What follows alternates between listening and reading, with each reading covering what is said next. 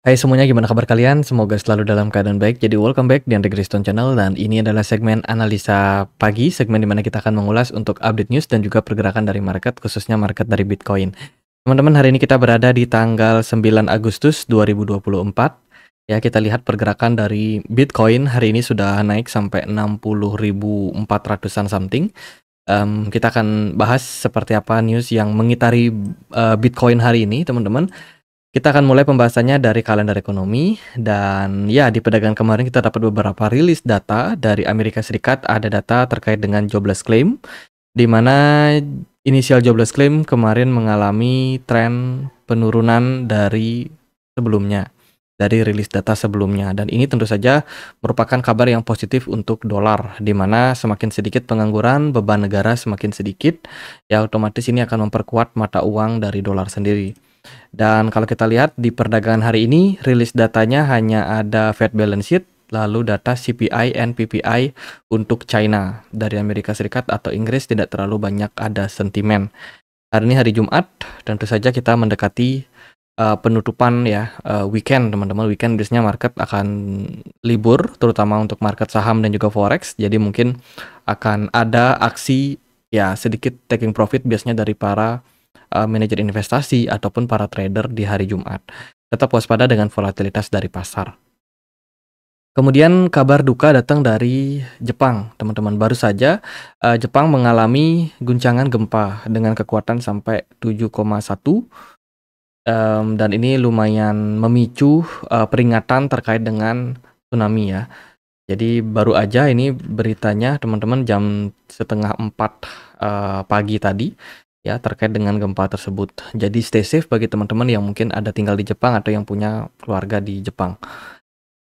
Oke, sebelum kita masuk ke pembahasan dari beberapa berita, di sini aku mau forward satu campaign ya, datangnya dari Gate.io, teman-teman. Akan ada token yang namanya NeuroChain AI atau NCN yang bakalan listing ya. Namun ini saat ini dalam proses penggalangan dana khusus bagi mereka yang punya GT token. Jadi token ini nanti akan punya keunggulan ya dengan tema DePIN, DePIN dan juga pengumpulan validasi dan juga dukungan dari komunitas. Kemudian token ini juga bakalan terhubung dengan yang namanya AI. Dari namanya sih NeuroChain mungkin akan berhubungan sama yang namanya persyarafan manusia yang akan dihubungkan dengan teknologi AI. Kalau kita lihat dari komposisi token ini punya maksimum supply sampai 3 miliar token ya, dan bakalan dibuka secara bertahap 25%, 10%, secara bertahap sesuai dengan strategi yang mereka bikin dengan tempo sampai 36 bulan sampai supply-nya mencapai 40%. Jadi untuk memperdagangkannya sudah tersedia di Gate.io. Teman-teman, jadi buat teman-teman yang sudah punya GT token, teman-teman bisa langsung melakukan trading atau perdagangan di NeuroChain untuk perdagangan awalnya ya. Gitu. Jadi sudah bisa ditransaksikan langsung. Kalau untuk exchange lain mungkin masih akan menunggu. Jadi ini proyek-proyek baru yang banyak sekali di listing di exchange dari Gate.io gitu guys. Jadi buat yang mau ikutan bisa langsung cek link yang ada di kolom deskripsi video ini ataupun yang mungkin mau klaim tokennya secara gratis. Ya, yang penting teman-teman sudah KYC, punya aset minimal 10 GT atau Gate.io token. Ya, teman-teman bisa klaim token ini secara gratis nantinya. Gitu. Jadi di Gate.io teman-teman bisa melakukan trading di market future, spot, termasuk juga option. Lalu ada beberapa fitur staking seperti simple earn, kemudian hold to earn, lalu ada produk-produk yang lain juga. Kemudian bagi teman-teman yang pengen claim token-token gratis di startup mereka juga tersedia banyak banget token-token baru yang bakalan di listing guys. Jadi buat yang tertarik untuk menggunakan Gate.io bisa lihat dulu informasinya di description box. Oke, next kita akan lihat gimana kondisi dari pasar ya. Yang pertama, pengaruh dari tekanan jual terhadap kenaikan suku bunga dari Bank Sentral Jepang ini sudah mulai melandai, teman-teman. Kalau kita perhatikan sih dari korelasi yang terjadi saat ini, Bitcoin itu sudah mulai mengalami sedikit pelemahan terkait dengan kondisi yen yang juga sudah semakin melemah juga, ada sedikit penurunan, teman-teman. Jadi kalau kita lihat ya, ada beberapa korelasi, seperti contohnya pengaruh antara mata uang dari yen Jepang dan juga dari US dollar yang tentu saja memiliki korelasi terhadap Bitcoin. Jika yen mengalami penurunan, otomatis ada kemungkinan dolar mengalami penguatan. Jika dolar mengalami penguatan, maka kemungkinan Bitcoin akan mengalami koreksi. Jadi ada korelasi. Itu disebut correlated Bitcoin. Ada juga convex Bitcoin. Ini merupakan sebuah anomali yang terjadi pada market. Bisa jadi ketika sebuah situasi yen justru mengalami pelemahan, namun dolar menjadi lebih kuat. Dan ini bisa jadi juga diikuti dengan peningkatan dari harga Bitcoin. Ya, jadi ini adalah situasi yang terbilang tidak berkorelasi gitu. Jadi ada beberapa faktor yang menyebabkan kenapa kemarin terkait dengan yen yang mengalami penguatan itu berpengaruh terhadap harga Bitcoin. Kemudian yang juga tidak asing mungkin teman-teman sudah pelajari yaitu carry trade yen. Ini merupakan sebuah dampak yang ditimbulkan terkait dengan keputusan Bank Sentral Jepang yang memutuskan untuk menaikkan suku bunganya ke 0,25%. Dan ini memaksa investor meninggalkan banyak aset-aset berisiko karena yen yang melonjak naik otomatis daya tukar yen menguat. Banyak orang yang akhirnya memindahkan saham-saham mereka seperti yang terjadi kemarin ya. Saham Asia itu anjlok parah dan diikuti dengan saham Amerika disebabkan karena banyak investor yang justru tarik dana mereka dan juga dibelikan yen.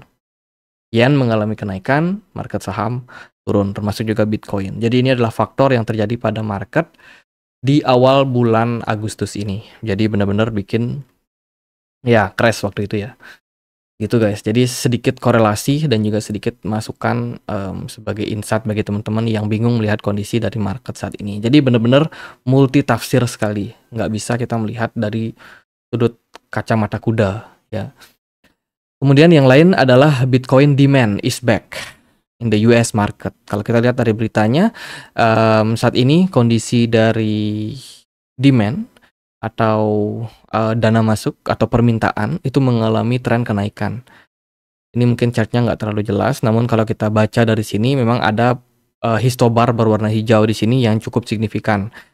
Terjadi ketika pergerakan Bitcoin itu berada di level 57 ribuan. Dan hari ini Bitcoin sudah naik sampai 60 ribuan. Jadi memang benar ada demand yang terjadi waktu Bitcoin ini berada di level 57.000 kemarin.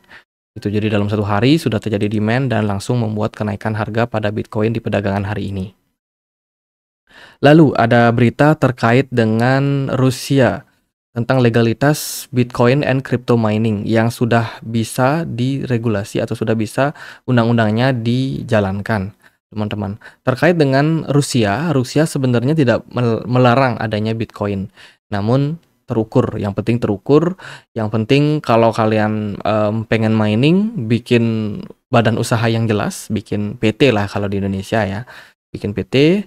Dan kalau teman-teman mau nambang secara perseorangan di rumah, itu ada kayak batasannya, nggak boleh melebihi dari sekian, karena kan harus kena pajak dan lain sebagainya. Itu guys, jadi pemerintah Rusia sudah membuat tentang legalitas untuk Bitcoin and crypto mining di sana. Jadi ini otomatis bisa meningkatkan adopsi dari crypto miners yang bergerak dan juga berkembang di Rusia. Itu, kemudian kalau kita lihat dari berita yang lain, distribusi dari Genesis terkait dengan BTC and Ethereum, ya ini sudah terjadi sejak 2 Agustus. Dan sudah sekitar 203 alamat menerima hasil distribusi tersebut. Dan ini distribusinya masih akan terus berlanjut teman-teman sampai mereka bisa menyelesaikan distribusinya keseluruhannya. Jadi Genesis ini dikabarkan memang sudah collapse ya ketika kejentuhan dari FTX dan juga Alameda Research kemarin, dan bikin grup dari DCG sendiri mengalami goncangan. Dan saat ini mereka sedang melakukan distribusi aset berupa Bitcoin and Ethereum. Ini sama seperti yang terjadi pada Mt. Gox yang juga masih dalam proses distribusi aset mereka ke pasar. Itu sih. Kemudian dari berita yang lain, ini datang dari Wazir ya. Kami mendengarkan masukan Anda secara aktif dan mengambil tindakan tegas mengenai masalah. Jadi Wazir ini kan kemarin sempat kena hack. Dan ya mereka kena serangan hack gitu, ada banyak dana nasabah yang berhasil kecurian, dan Wazir juga sudah mengkonfirmasi bahwa mereka akan siap untuk menalangi atau mengganti rugi, istilahnya seperti itu, aset-aset yang dimiliki. Dan ya saat ini tentu saja mereka sedang dalam proses untuk melikuidasi aset mereka. Maksudnya membayarkan para kreditor mereka. Jadi buat teman-teman yang mungkin punya akun wallet dari Wazir yang kena masalah ya, yang mungkin sudah sempat daftar tapi kok tiba-tiba asetnya hilang, nah itu akan dibalikkan dana kalian. Tapi tentu saja ini butuh proses, guys. Lalu berita yang lain datang dari JP Morgan saat ini melihat bahwa kemungkinan resesi pada Amerika Serikat itu meningkat di tahun ini sampai 35% kemungkinan resesinya. Jadi dikala suku bunga saat ini sudah mengalami kenaikan, dia melihat bahwa kondisi dari market current pricing ya ada sekitar kemungkinan 100% untuk Bank Sentral Amerika Serikat menaikkan suku bunga 50 basis point. Aku belum cek sih data realnya apakah benar di Fed Monitor Tools, Fed Rate Monitor Tools, kemungkinan suku bunga naik sampai 50 basis point. Kalau kita lihat dari Fed Rate Monitor Tools saat ini justru probability-nya udah mulai berubah lagi, guys. Jadi saat ini kemungkinan suku bunga akan diturunkan 50 basis point itu turun ke 55%. Sementara dari kemungkinan The Fed memangkas suku bunga hanya 25 basis point itu naik menjadi 45%. Wow, bakal menarik nih di pertemuan September tanggal 19 nanti apakah The Fed akan memutuskan suku bunga mengalami penurunan 25 basis point atau di 50. Akan menarik untuk kita perhatikan.